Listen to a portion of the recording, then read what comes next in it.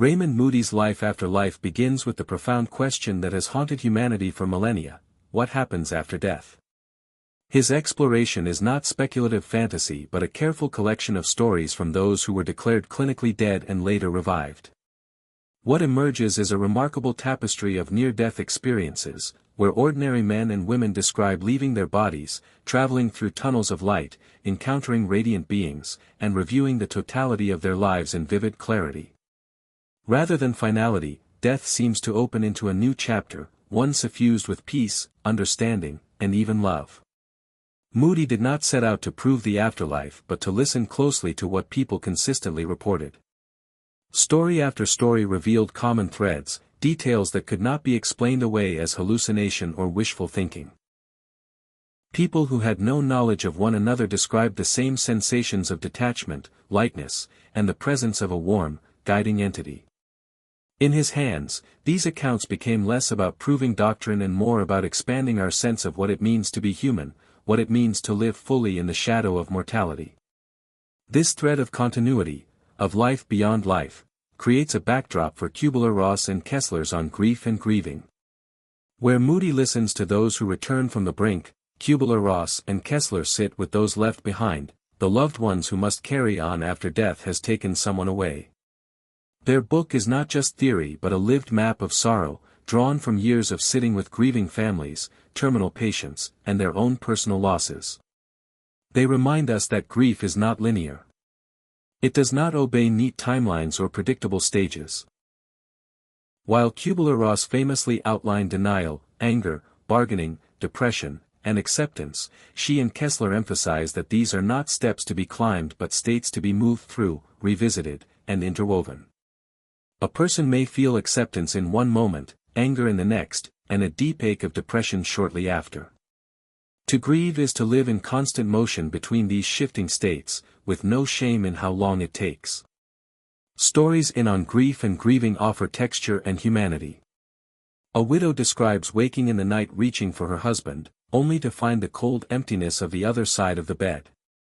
A child wonders why their parent won't come back when everyone else seems to return from trips.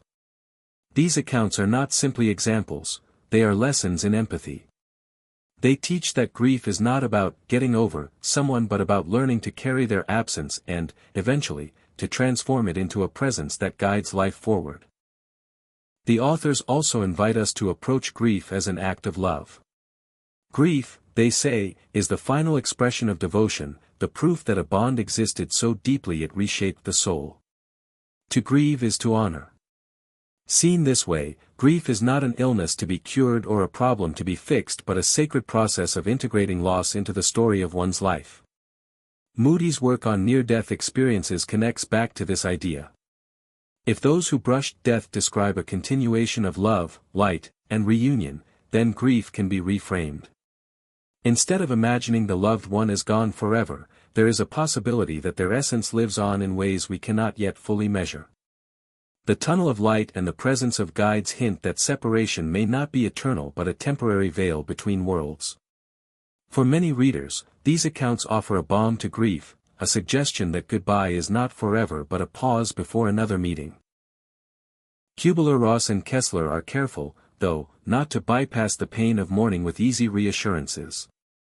Even if one believes in life after death, the ache of physical absence remains. They emphasize the importance of giving space to sadness, anger, and even despair. Pretending to be strong or rushing to acceptance only prolongs suffering. To truly heal, one must allow the waves of grief to break, to surrender to the unpredictability of sorrow while trusting that, like the tide, it will recede and return again. A key actionable insight from On Grief and Grieving is the necessity of community. Loss isolates, convincing people that no one else can understand.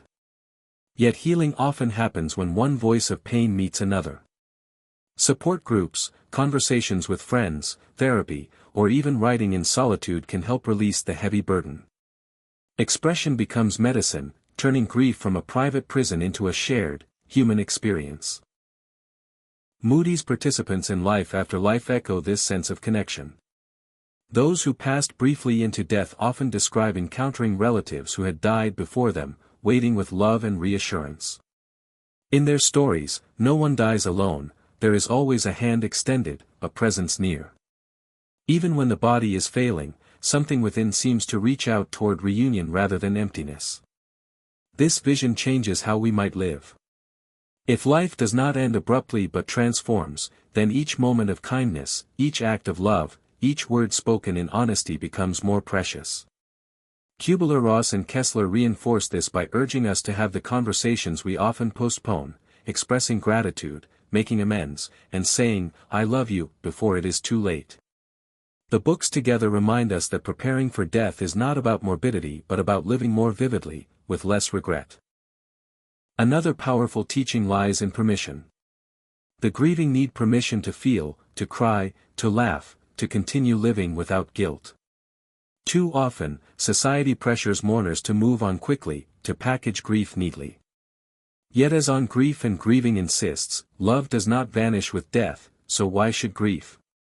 Instead of demanding closure, we can aim for integration, carrying the memory of the loved one in ways that give meaning, even in the face of absence. In Life After Life, those who experienced the life review often spoke of seeing not just their actions but the ripple effects of their behavior on others. This perspective reinforces the importance of compassion in everyday life. Grief, then, is not only about what we lose but about what we learn. In remembering the dead, we also examine how we treat the living, how we can soften the edges of our interactions, knowing that every moment matters in the larger story of existence. Kessler, who later wrote about finding meaning in grief, lays the foundation here with Kubler-Ross by showing that loss can become a teacher. It reshapes priorities, illuminates the fragility of time, and deepens empathy.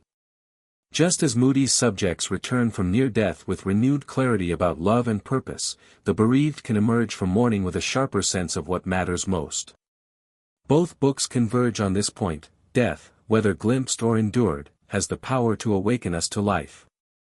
Together, Life After Life and On Grief and Grieving tell a continuous story. One shows that death may not be an ending but a doorway. The other shows how to walk the path of absence with dignity, patience, and compassion. When read side by side, they become less about loss and more about continuity, of memory, of love, of the mysterious thread that binds us to one another across the boundaries of time and mortality.